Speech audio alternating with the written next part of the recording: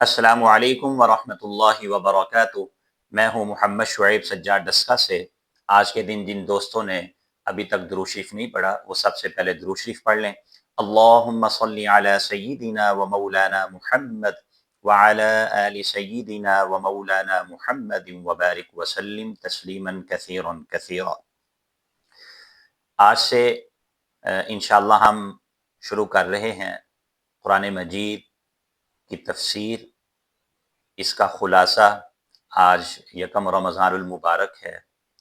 میری طرف سے پوری امت مسلمہ کو رمضان المبارک کے مہینے کی بہت بہت مبارک ہو۔ اللہ تبارک و تعالی ہمیں اس مہینے کی صحیح قدر کرنے کی توفیق عطا فرمائے اور کثرت سے نیک اعمال کرنے کی توفیق عطا فرمائے اور گناہوں سے بچنے کی اللہ تعالی ہم سب کو توفیق عطا فرمائے۔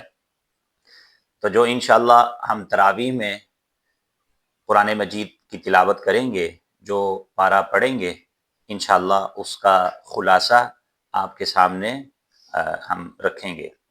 تو آج انشاءاللہ جو پہلا پارہ ہے الف لام میم، اس کا خلاصہ انشاءاللہ ہم پڑھیں گے۔ دیکھیے، قرآن مجید کی جو پہلی آیت ہے وہ بسم اللہ الرحمن الرحیم ہے۔ قرآن مجید یہاں سے شروع ہو رہا ہے۔ اللہ رب العزت نے فرمایا کہ شروع اللہ کے نام سے جو سب پر مہربان اور بڑا مہربان ہے۔ تو قرآن مجید کا آغاز بسم اللہ سے ہو رہا ہے۔ اس سے ہمیں یہ سبق ملتا ہے کہ ہم بھی ہر کام شروع کرنے سے پہلے اللہ کا نام لے لیں۔ اللہ کے نبی نے یہاں تک فرمایا کہ جب تم دروازہ بند کرو تو بسم اللہ پڑھ کے کرو۔ جب تم بسم اللہ پڑھ کر دروازہ بند کرو گے تو شیطان اس دروازے کو کھول نہیں سکتا۔ سر میں تیل لگاؤ تو فرمایا بسم اللہ پڑھ کے، اس تیل سے شیطان اپنا حصہ نہیں لے سکتا۔ دسترخوان پہ بیٹھو، کھانا کھاؤ تو بسم اللہ پڑھ کے۔ جس کھانے میں بسم اللہ پڑھ لی جاتی ہے تو شیطان اس کھانے سے اپنا حصہ نہیں لے سکتا۔ تو پہلی آیت قرآن مجید کی بسم اللہ ہے۔ یہاں یہ بات یاد رکھیں کہ ایک مستقل آیت قرآن مجید کی سورہ نمل کے اندر جو 19واں پارہ ہے اس میں بھی بسم اللہ آئی ہے، انہ من سلیمان و انہ بسم اللہ الرحمن الرحیم۔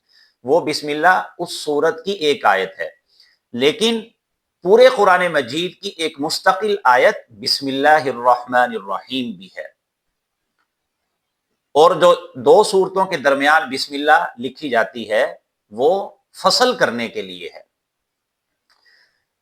اس کے بعد سورۃ الفاتحہ ہے۔ پہلی سورت قرآن مجید کی سورۃ الفاتحہ ہے۔ اس کے شروع میں اللہ رب العزت نے فرمایا کہ تمام تعریفیں اس اللہ کے لیے ہیں۔ کون اللہ؟ اللہ تعالیٰ نے اپنی 4 صفات بیان فرمائی، جو رب العالمین ہے، سارے جہان والوں کو پالنے والا ہے۔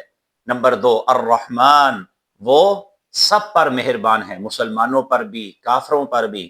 تیسری صفت الرحیم، جو اپنے خاص بندوں پر بڑی خاص مہربانی فرمانے والے ہیں۔ چوتھی صفت بیان فرمائی مالک یوم الدین، وہ قیامت کے دن کا مالک ہے، اور قیامت کے دن اللہ رب العزت فیصلہ فرمائیں گے ہر اچھے اور برے کے درمیان۔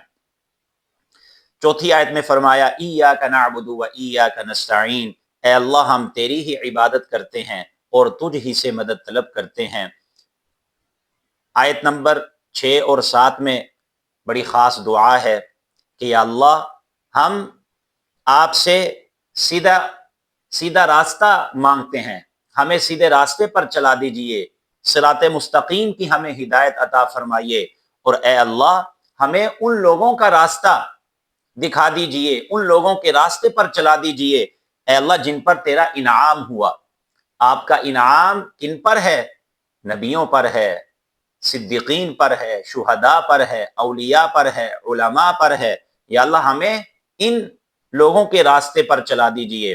یا اللہ ہمیں ایسے لوگوں کے راستے پر نہ چلائیے جن پر تیرا غضب ہوا، جن پر تیرا غصہ نازل ہوا اور جو لوگ گمراہ ہو گئے ہیں۔ یا اللہ ہمیں ایسے لوگوں کے راستے پر نہ چلائیے۔ آمین۔ اے اللہ ہماری اس دعا کو قبول فرما لیجئے۔ چنانچہ اللہ رب العزت نے اپنے بندوں کی گویا یہ دعا قبول فرمائی۔ اس کے جواب میں اللہ تعالیٰ نے ہدایت کا ابلتا ہوا چشمہ قرآن کریم ہمیں عطا فرما دیا۔ چنانچہ دوسری سورت قرآن مجید کی سورۃ البقرہ ہے، اور آپ کو معلوم ہے کہ قرآن مجید کی سب سے طویل سورۃ البقرہ ہے۔ اس میں متعدد احکام و مسائل ہیں۔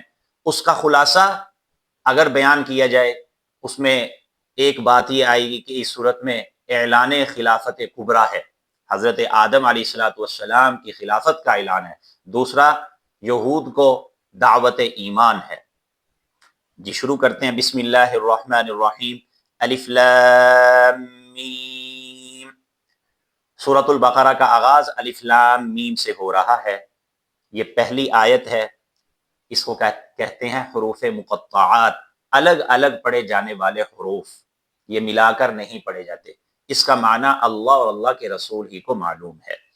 دوسری آیت میں فرمایا ذالک الکتاب لا ریب فیہ، یہ ایسی کتاب ہے کہ اس میں ذرہ برابر بھی شک و شبہ کی گنجائش نہیں ہے، اور یہ کتاب سراپا ہدایت ہے ان لوگوں کے لیے جو متقین ہیں، جو اللہ سے ڈرنے والے ہیں۔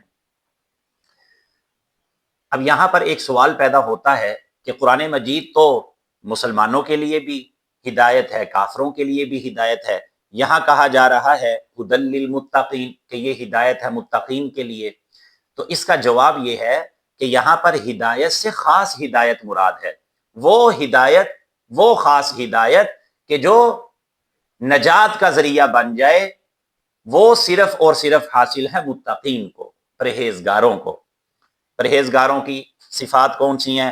پہلے نمبر پر فرمایا الذین یؤمنون بالغیب، وہ بن دیکھی چیزوں پر ایمان لے کر آتے ہیں۔ نمبر 2، نماز قائم کرتے ہیں۔ نمبر 3، ہمارے دیے ہوئے رزق میں سے خرچ کرتے ہیں۔ نمبر 4، وہ ایمان لے کر آتے ہیں قرآن پر بھی اور گزشتہ کتابوں پر بھی، رسول اللہ صلی اللہ علیہ وسلم پر بھی اور آپ کی ختم نبوت پر بھی، اور گزشتہ تمام انبیاء کرام علیہم السلام پر بھی۔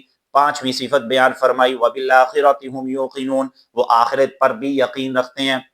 پھر متقین کے لیے انعام فرمایا کہ یہی لوگ ہیں جو اپنے رب کی طرف سے ہدایت پر ہیں، اور یہی لوگ ہیں جو کامیاب ہیں۔ یہ پہلے گروہ کا ذکر۔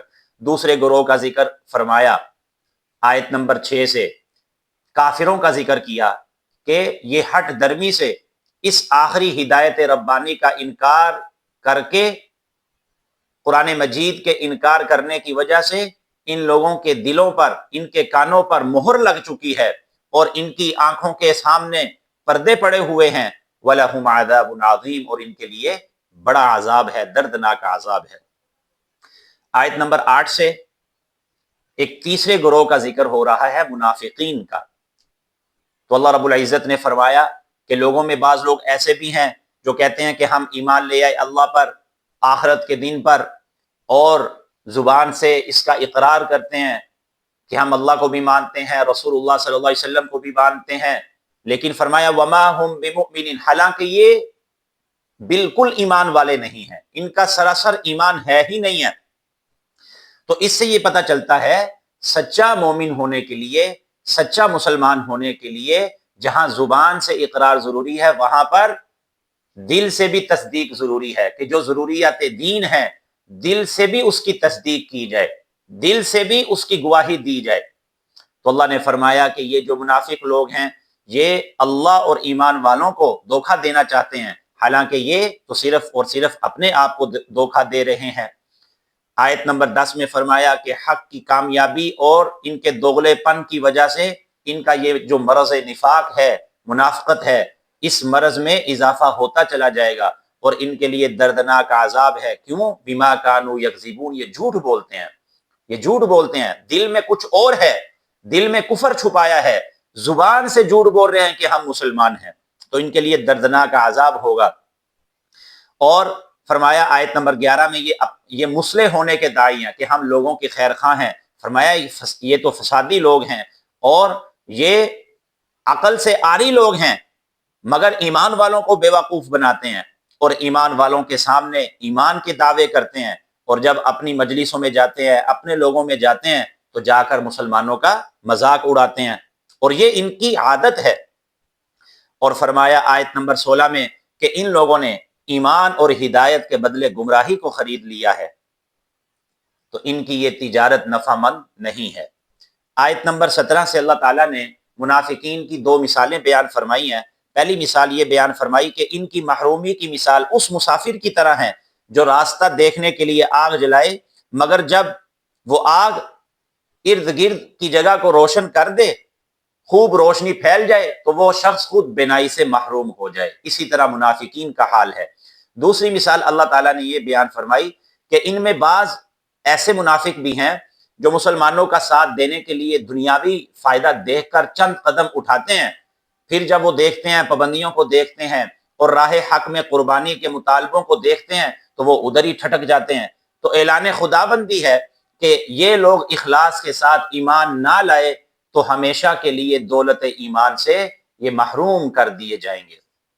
تیسرے رکوع میں اللہ رب العزت نے ساری انسانیت کو اعلان فرمایا، یا ایہا الناس، کہ اے لوگو تم اپنے اس پروردگار کی عبادت کرو جس نے تمہیں پیدا کیا ہے اور تم سے پہلے لوگوں کو پیدا کیا ہے تاکہ تم نیکوکار بن جاؤ۔ وہ اللہ وہ ذات ہے جس نے تمہارے لیے زمین کو بچھونا بنایا، آسمان کو چھت بنایا اور آسمان سے بارش نازل فرمائی، پھر اس بارش سے تمہارے لیے مختلف قسم کے رزق پیدا کیے۔ لہٰذا جب اللہ تبارک و تعالیٰ کی اتنی قدرت ہے تو تم اس کا مد مقابل مت بناؤ۔ اور سنو آیت نمبر 23 میں فرمایا کہ اس نے قرآن کی صورت میں آخری ہدایت نامہ نازل فرما دیا ہے، اس قرآن پر ایمان لے آؤ۔ اگر تم میں کوئی اس قرآن کے بارے میں شک میں ہے تو اللہ کی طرف سے اعلان سن لو کہ تم اپنے جو تمہارے لوگ ہیں، تمہارے گروہ ہیں، اور سب لوگوں کو اپنے ساتھ شریک کر لو، اس قرآن کے مقابلے میں ایک آیت بنا کر لے کر آؤ، ایک آیت پیش کرو۔ اگر تم سمجھتے ہو کہ یہ اللہ کا کلام نہیں ہے تو پھر اس جیسی ایک آیت پیش کرو۔ تو سنو، تم قرآن مجید جیسی ایک آیت بھی پیش نہیں کر سکتے، لہٰذا جو اس کتاب کے انکاری ہیں ان کے لیے اللہ نے جہنم تیار کر رکھی ہے۔ پھر آگے آیت نمبر 25 میں اللہ تعالیٰ نے جو ایمان والے ہیں ان کے لیے خوشخبریاں بیان فرمایا کہ جو ایمان والے لوگ ہیں، نیک اعمال کرتے ہیں، ان کے لیے باغات ہیں، اور ان کے باغات ان کی جنتوں کے قریب نہریں بہتی ہوں گی، وہاں ان کو نئے نئے پھل دیے جائیں گے، اور ان کے لیے پاکیزہ بیویاں ہوں گی، اور وہ اس میں ہمیشہ ہمیشہ خوش و خرم رہیں گے۔ آیت نمبر 26 میں فرمایا کہ یاد رکھو قرآن مجید کے اندر جتنی مثالیں بیان فرمائی گئی ہیں یہ حقیقت کو واضح کرنے کے لیے ہیں، چاہے وہ مثال مچھر کی ہو یا مکڑی کی ہو۔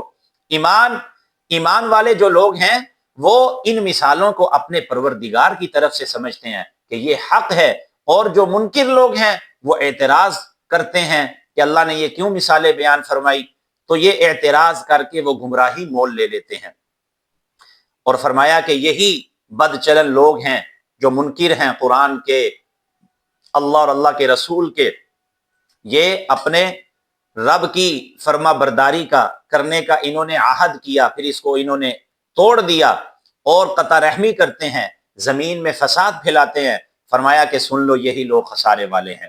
آیت نمبر 28 میں فرمایا لوگو تم اس اللہ کا انکار کیسے کر سکتے ہو کہ تم تو عدم محض تھے، تم تو تھے ہی نہیں۔ فاحیاکم، اس نے تمہیں پیدا کیا، پھر وہ تمہیں موت دے گا، پھر وہ تمہیں ہمیشہ رہنے والی زندگی دے کر اپنے سامنے حاضر کرے گا۔ آیت نمبر 29 میں فرمایا وہی ذات ہے جس نے تمہارے لیے جو کچھ زمین میں ہے پیدا کیا، اور آسمان اسی نے پیدا کیے، اور وہ ہر شے کو جاننے والا ہے۔ آیت نمبر 30 سے چوتھا رکوع شروع ہو رہا ہے۔ اس رکوع میں اللہ رب العزت نے حضرت آدم علیہ السلام کی خلافت کا اعلان فرمایا۔ چنانچہ اللہ رب العزت نے فرشتوں سے فرمایا کہ میں زمین میں اپنا ایک نائب بنانے والا ہوں۔ تو فرشتوں نے عرض کیا کہ اے ہمارے پروردگار، کہ ہم آپ کی تسبیح کرنے والے ہیں، ہم آپ کی پاکی بیان کرنے والے ہیں، تو ہم کافی ہیں۔ یہ حضرت انسان جس کو آپ پیدا کرنے جا رہے ہیں یہ آپ کی نافرمانی کرے گا اور قتل و غارت کرے گا، فساد مچائے گا اور خون ریزی جا کر کرے گا۔ تو اللہ رب العزت نے فرمایا کہ میں پروردگار اپنے کاموں کی حکمتوں سے خوب واقف ہوں۔ چنانچہ اللہ رب العزت نے حضرت آدم علیہ السلام کو تمام چیزوں کے نام سکھلا دیے جو کہ فرشتوں کے اندر وہ سیکھنے کا مادہ ہی نہیں تھا۔ تو ایک طرف حضرت آدم علیہ السلام کو بٹھایا، دوسری طرف فرشتوں کو بٹھایا۔ تو پہلے اللہ رب العزت نے فرشتوں سے فرمایا فقال انبئونی باسماء هؤلاء، کہ سبق سناؤ، ان سب چیزوں کے نام بتاؤ اگر تم سچے ہو۔ تو فرشتوں نے پھر اپنی عاجزی کا اظہار کیا، سبحانک لا علم لنا الا ما علمتنا انک انت العلیم الحکیم، کہ اللہ ہمیں تو اتنا ہی علم ہے جتنا آپ نے سکھا دیا ہے، آپ علیم ہیں اور آپ اپنے کاموں کی حکمتوں سے خوب واقف ہیں۔ انہوں نے اپنی عاجزی کا اظہار کیا۔ پھر حضرت آدم علیہ السلام سے فرمایا، حضرت آدم علیہ السلام نے سب چیزوں کے نام سنا دیے۔ تو پھر اللہ رب العزت نے حضرت آدم علیہ السلام کی خلافت کے اقرار اور بنی آدم کی عظمت کے لیے حضرت آدم علیہ السلام کے سامنے جھکنے کا حکم دیا سب فرشتوں کو۔ چنانچہ فرمایا اسجدوا لآدم، کہ آدم کو سجدہ کرو، الا ابلیس، لیکن ابلیس وہ اکڑ گیا، اس نے سرکشی کی، اس نے تکبر کیا، وکان من الکافرین، وہ تو تھا ہی کافروں میں سے۔ پھر اللہ رب العزت نے فرمایا حضرت آدم سے اور حضرت حوا سے کہ تم جنت میں رہو اور جہاں سے چاہو تم کھاؤ پیو، لیکن یہ ایک پھل ہے، اس کے قریب نہیں جانا، اس کو نہیں کھانا۔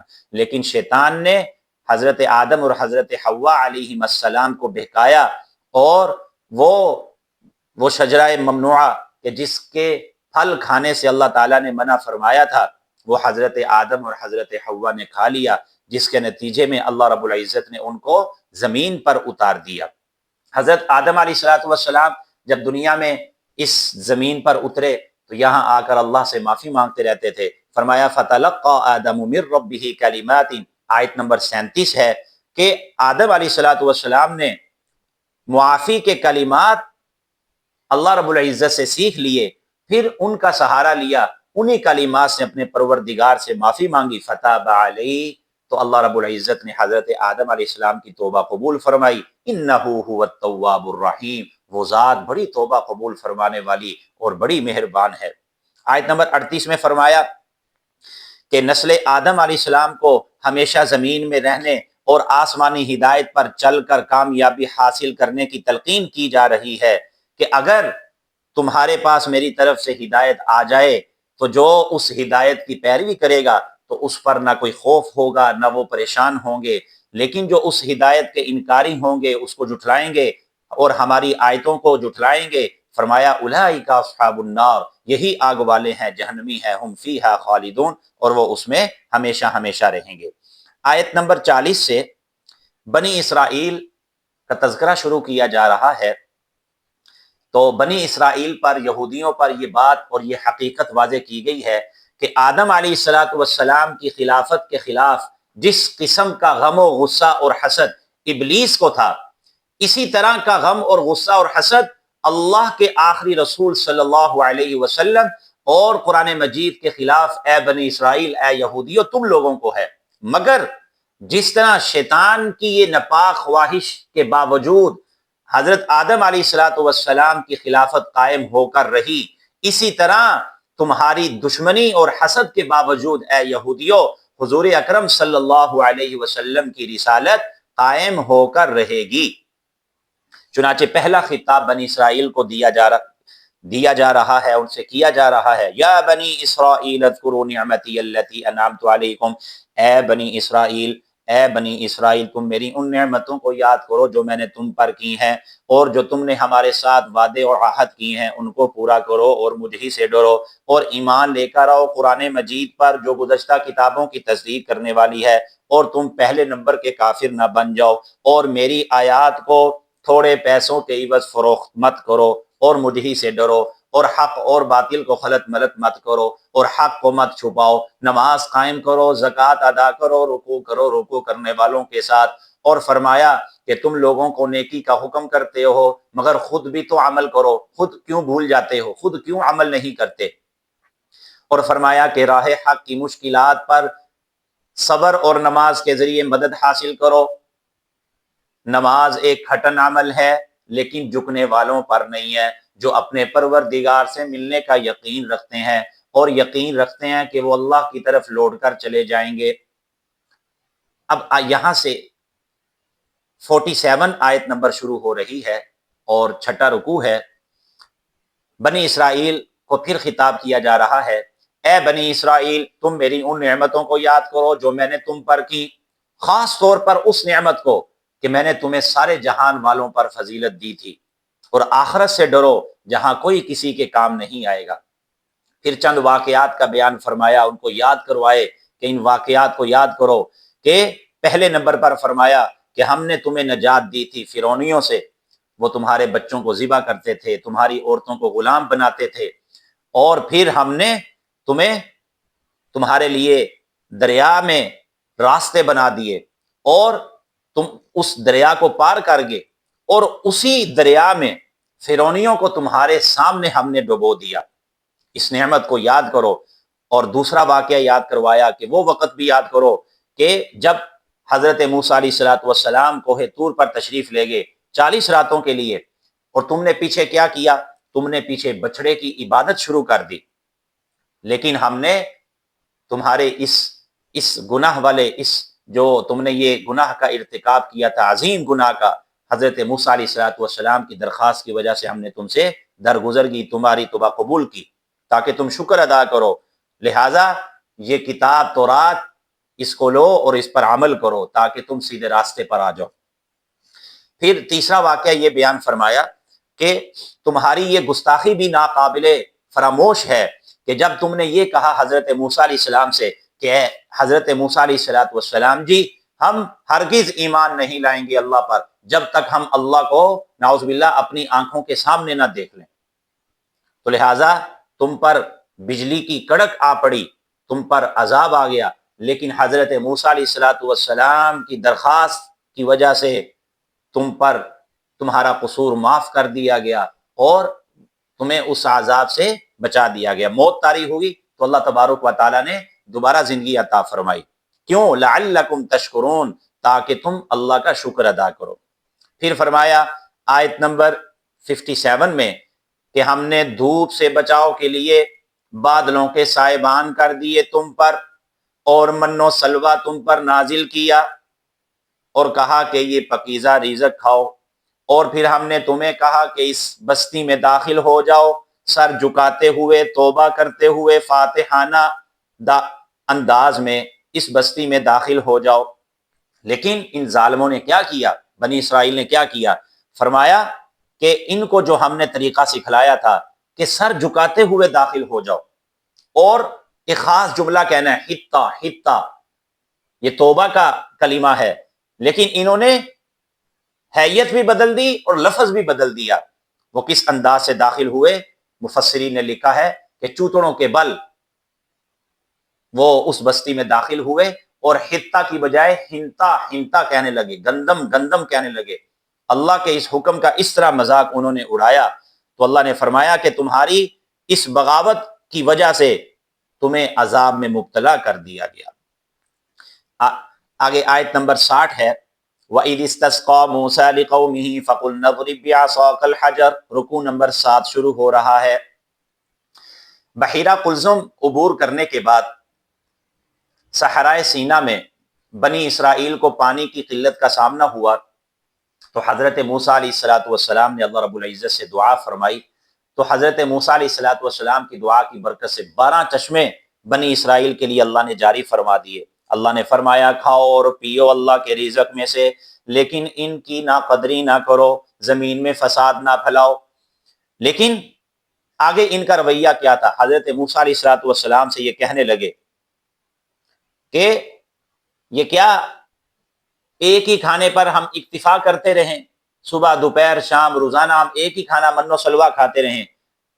ہم اس پر صبر نہیں کریں گے، ہمیں نہیں یہ کھانا چاہیے، ہمارے لیے ترکاریاں، ساگ پات، ککڑی، گندم، دالیں اور پیاز کا انتظام کروایا جائے۔ تو اللہ نے فرمایا کہ انہوں نے ایک ادنا چیز کا انتخاب کیا ایک بہتر چیز کے بدلے میں، لہٰذا ان پر ذلت اور مسکنت مسلط کر دی گئی، اور یہ اللہ کے غضب کا شکار ہو گئے۔ کیوں؟ کیونکہ یہ ایک تو اللہ کی آیات کا انکار کرتے تھے، اللہ کے حکموں کے ساتھ مذاق اڑاتے تھے، اور دوسرے نمبر پر یہ انبیاء کرام علیہ الصلوۃ والسلام کو ناحق قتل کیا کرتے تھے، اور تیسرے نمبر پر یہ نافرمانی کرنے میں حد سے بڑھ چکے تھے۔ آیت نمبر 62 شروع ہو رہی ہے، رکوع نمبر 8، اس میں فرمایا کہ اللہ پاک کے ہاں عزت کا ذریعہ نسب نہیں ہے بلکہ ایمان اور عمل صالح ہے۔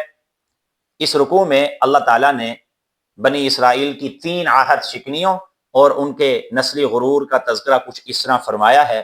پہلے نمبر پر فرمایا آیت نمبر 63 میں فرمایا کہ وہ وقت یاد کرو کہ جب ہم نے تورات پر عمل کرنے کا عہد تم سے اس طریقے سے لیا تھا کہ کوہ طور کو تمہارے سروں کے اوپر معلق کر دیا۔ ہم نے کہا کہ تورات پکڑو، اس پر عمل کرو، اگر نہیں کرو گے تو یہ پہاڑ تمہارے سروں پر گرا دیں گے۔ تو تم نے ڈرتے ہوئے اقرار کیا، ثم تولیتم من بعد ذلک، پھر اس اقرار اور عہد کرنے کے بعد تم نے دوبارہ اس عہد شکنی کی اور تم اس وعدے سے پھر گئے۔ لیکن اگر اللہ کا فضل اور رحمت نہ ہوتی تو تمہارا قصہ تمام کر دیا جاتا۔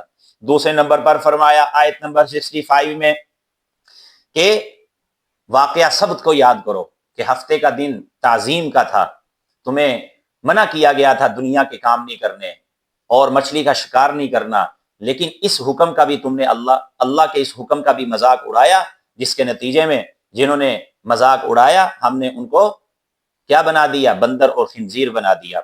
تیسرے نمبر پر فرمایا آیت نمبر 67 سے کہ بنی اسرائیل کو گائے ذبح کرنے کا حکم دیا گیا تھا، لیکن انہوں نے اس پر طرح طرح کے سوالات کیے، لیکن بالآخر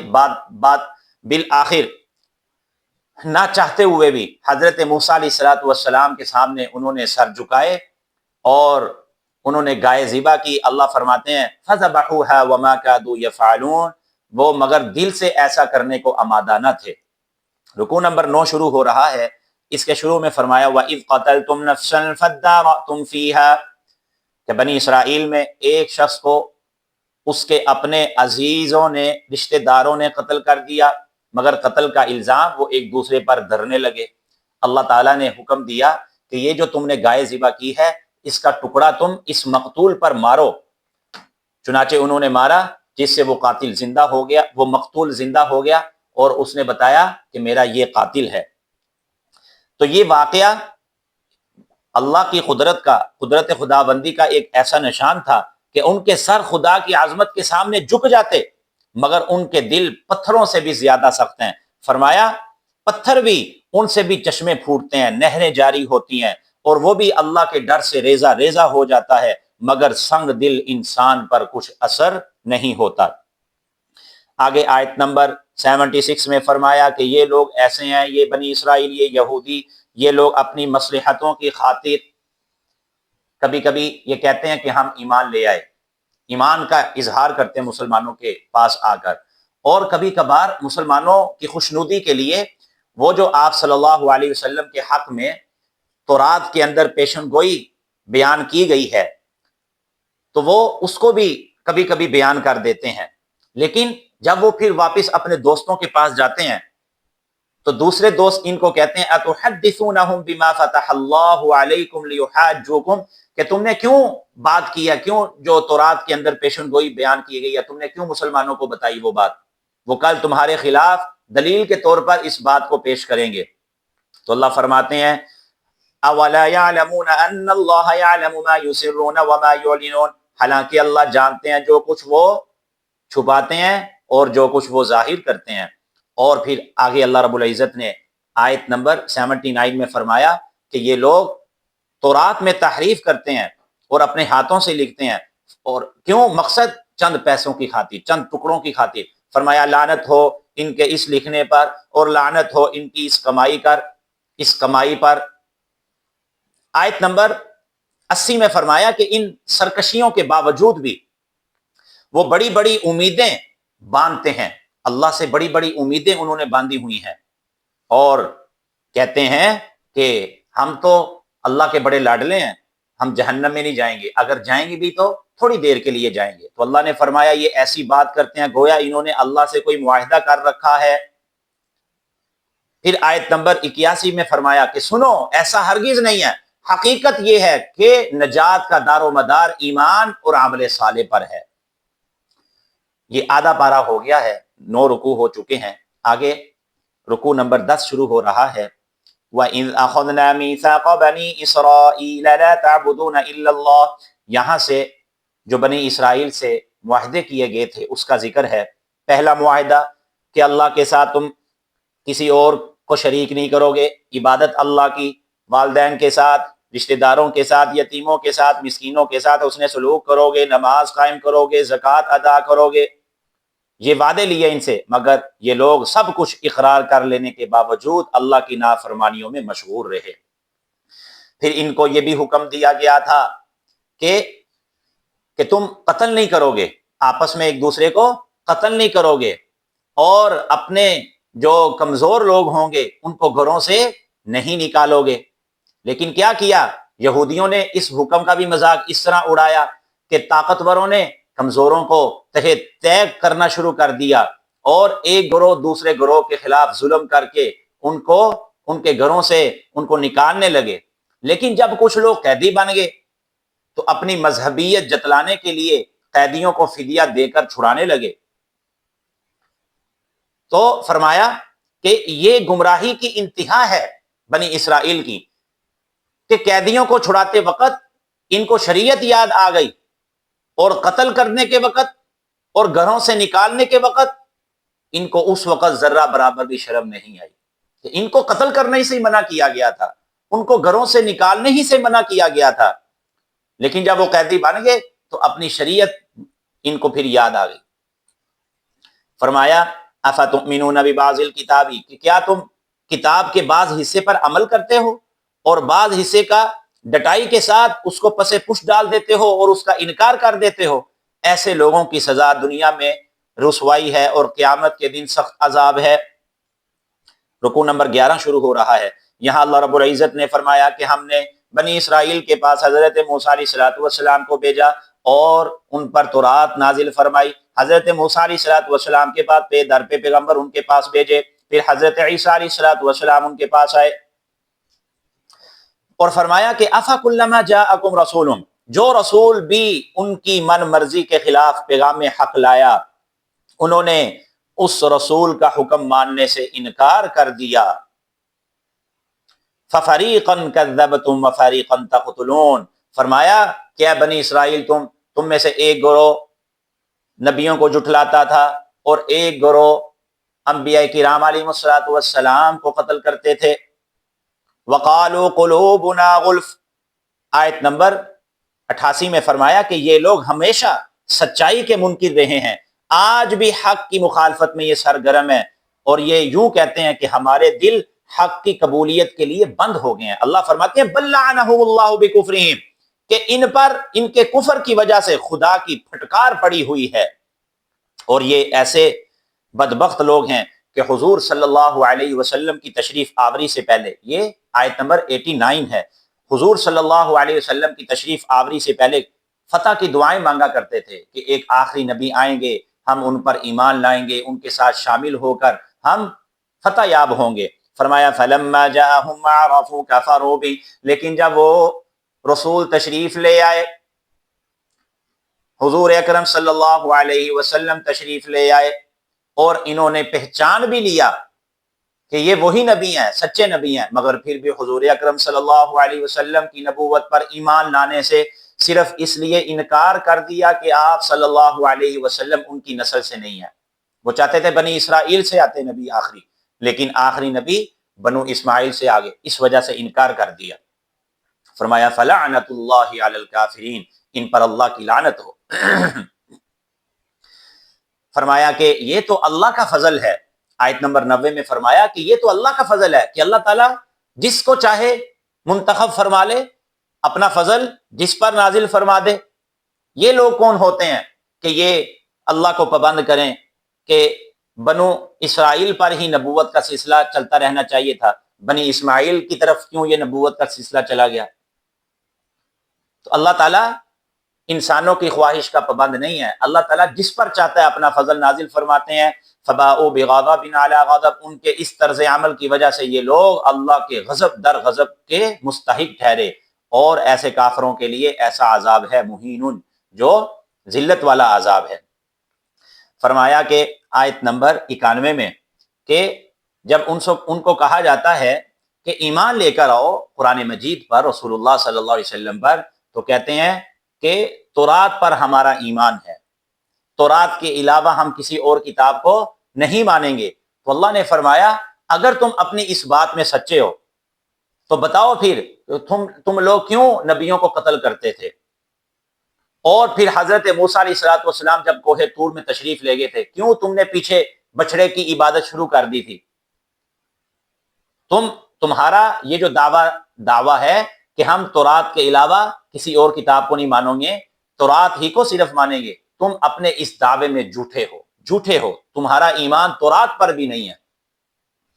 اور پھر فرمایا آیت نمبر 94 میں کہ اے محمد صلی اللہ علیہ وسلم، یا رسول اللہ، یہ لوگ دیکھیے اپنے آپ کو خدا کا محبوب بناتے ہیں کہ ہم اللہ کے بڑے لاڈلے ہیں، ان سے کہیے کہ اگر تمہارے لیے بڑے درجے ہیں آخرت میں، آخرت صرف تمہارے لیے ہے، اور اللہ کی مہربانی صرف تمہارے ساتھ ہوگی آخرت میں، تو پھر ذرا موت کی تمنا کرو، موت مانگو اللہ سے اگر تم سچے ہو۔ فرمایا کہ یہ اپنے کرتوتوں کی وجہ سے کبھی بھی موت کی تمنا نہیں کریں گے۔ لوگ تو تھوڑی جینا چاہتے ہیں، مشرکین بھی، لیکن یہ جو یہودی ہیں ان میں سے ہر شخص یہ چاہتا ہے کہ کاش اس کو 1000 سال عمر دی جائے۔ تو اللہ نے فرمایا کہ اتنی لمبی عمر مل بھی جائے تو اللہ کے عذاب سے یہ لمبی عمر ان کو بچا نہیں سکتی۔ آگے رکوع نمبر 12 میں قُلْ مَنْ كَانَ عَدُوًّا لِجِبْرِيلَ فَإِنَّهُ نَزَّلَهُ عَلَى قَلْبِكَ، فرمایا کہ یہ جو لوگ ہیں بنی اسرائیل کے، یہ کہتے ہیں کہ ہم رسول اللہ صلی اللہ علیہ وسلم پر ایمان نہیں لے کر آئیں گے۔ کیوں نہیں لے کر آئیں گے؟ کہ کیونکہ جو وحی لے کر آنے والے فرشتے ہیں وہ حضرت جبریل ہیں، تو جبریل ہمارا دشمن ہے۔ جبریل دشمن کیوں ہے؟ کیونکہ وحی لے کر آنی تھی نعوذ باللہ بنی اسرائیل پر، تو وہ بنی اسماعیل پر وحی لے کر اترا ہے، تو اس وجہ سے جبریل ہمارا دشمن ہے۔ تو فرمایا اللہ رب العزت نے کہ یہ جو قرآن مجید اللہ نے نازل فرمایا یہ تصدیق کرنے والی یا گزشتہ کتابوں کی ہدایت ہے، خوشخبری ہے۔ رہے حضرت جبریل علیہ الصلوۃ والسلام، سن لو جو جبریل کا دشمن ہے اللہ اس کا دشمن ہے۔ پھر اللہ نے فرمایا آیت نمبر 102 میں کہ حقیقت یہ ہے میرے پاک پیغمبر، ان ظالموں کو آسمانی کتابوں اور نبیوں سے کوئی دلچسپی نہیں ہے، ان کی دلچسپیاں جادوگری اور شیطانی عملیات سے ہیں جو ان کو بابل کی تہذیب سے ورثے میں ملی ہیں، جو ہمیشہ سے شیاطین اور ان کے چیلوں کا شعار رہی ہے۔ یہ جادوگری منسوب کرتے ہیں حضرت سلیمان اور ہاروت ماروت جو 2 فرشتے اترے تھے ان کی طرف، حالانکہ انہوں نے کوئی کفر نہیں کیا، بلکہ حضرت سلیمان علیہ الصلوۃ والسلام نے وہ کوئی سحر نہیں کرتے تھے، وہ اللہ کے سچے برحق نبی تھے، اور جو فرشتے اتارے گئے تھے ہاروت اور ماروت وہ تو ایک آزمائش کے لیے تھے۔ اور فرمایا کہ نفع نقصان یہ اللہ کے حکم کے بغیر کسی کو نہیں مل سکتا۔ اور پھر آخر میں فرمایا کہ جس نے آسمانی ہدایت کو پس پش ڈال کر جادو اور شیطانی عملیات کی پیروی کی، وما لہ فی الآخرۃ من خلاق، اس کا آخرت میں کوئی حصہ نہیں ہے۔ فرمایا افسوس کہ اگر یہ سچا ایمان لے آتے اور ڈرتے اور اللہ سے ملنے والا جو ثواب ہے اس کو سمجھتے تو یہ ان کے لیے بہتر ہوتا۔ لو کانوا یعلمون، کاش کہ یہ لوگ جان لیتے۔ رکوع نمبر 13 میں ارشاد فرمایا جا رہا ہے کہ رسول اللہ صلی اللہ علیہ وسلم کو مخاطب کرنے کے لیے ذو معنی الفاظ مت بولا کرو کہ جس کے 2 مطلب نکلتے ہوں۔ فرمایا کہ راعنا مت کہا کرو، وقول انظرنا کہا کرو۔ اور فرمایا آیت نمبر 105 میں کہ ان کے نسلی تعصب کی وجہ سے یہ بنی اسرائیل یہودی لوگ اور اسی طرح یہ مشرکین یہ نصارہ یہ چاہتے ہیں کہ تم پر کوئی خیر و برکت نازل نہ ہو، حالانکہ اللہ تعالیٰ انسانوں کی خواہش کا پابند نہیں ہے۔ اللہ تعالیٰ اپنی رحمت جس پر چاہے نازل فرمائے، اپنی رحمت کے لیے جس کو چاہے مختص فرما لے۔ اور آیت نمبر 106 میں فرمایا کہ جب بھی کوئی حکم منسوخ ہوتا ہے، کوئی نیا حکم آتا ہے ایک حکم کی جگہ، تو یہ فوراً یہ لوگ اعتراض کرنا شروع کر دیتے ہیں فوراً اعتراض کرنا شروع کر دیتے ہیں۔ تو فرمایا اللہ ہر چیز پر قادر ہے۔ اللہ تبارک و تعالیٰ جب کسی آیت کو منسوخ کرتے ہیں تو اس جیسی آیت یا اس سے بہتر آیت اللہ تبارک و تعالیٰ نازل فرماتے ہیں، اس جیسا حکم یا اس سے بہتر حکم نازل فرما دیتے ہیں، کیونکہ اللہ ہر چیز پر قادر ہے۔ آیت نمبر 108 میں فرمایا کہ اے مسلمانوں، تم ایسی روش اختیار نہ کرنا جو بنی اسرائیل نے کی تھی، تم اپنے پاک پیغمبر سے بے جا سوال مت کرنا جیسے حضرت موسیٰ علیہ السلام سے سوال کیے گئے تھے، اور جو شخص ایمان کے بعد کفر کا راستہ اپنائے گا، کفر کی روش اختیار کرے گا، تو یہ کفر کی روش اس کو سیدھے راستے سے دور پھینک دے گی۔ آگے آیت نمبر 109 میں فرمایا کہ یہ لوگ اپنے نسلی حسد کی وجہ سے یہ چاہتے ہیں کہ یہ جو مسلمان ہیں یہ بھی کافر بن جائیں، یہ بھی اسلام کو چھوڑ دیں، کفر کی طرف واپس آ جائیں۔ تو اللہ نے فرمایا کہ اے مسلمانوں، تم خدائی فیصلے کا انتظار کرو، ان لوگوں کو ان کے حال پر چھوڑ دو، تم نماز قائم کرو، زکوٰۃ ادا کرو اور نیکی والے اعمال کرو۔ آیت نمبر 111 میں فرمایا کہ یہ یہودی لوگ کہتے ہیں کہ صرف یہودی جنت میں جائیں گے، اور عیسائی کہتے ہیں صرف عیسائی جنت میں جائیں گے۔ فرمایا کہ یہ یہود و نصارہ کی یہ جھوٹی امنگیں ہیں، یہ ان کے باطل خیالات ہیں۔ فرمایا کہ اصل جو چیز ہے، جنت کسی کا ورثہ نہیں ہے، بلکہ جنت میں کون جائے گا؟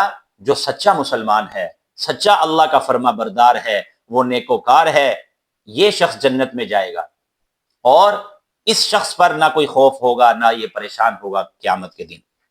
آخری پاؤ شروع ہو رہا ہے، رکوع نمبر 14، اس میں اللہ رب العزت نے فرمایا، آیت نمبر 113، وقالت الیہود لیست النصارى علی شیء، کہ یہود کہتے ہیں نصارہ عیسائی گمراہ ہیں، نصارہ یعنی عیسائی کہتے ہیں کہ یہود گمراہ ہیں، اسی طرح مشرکین بھی کہتے ہیں۔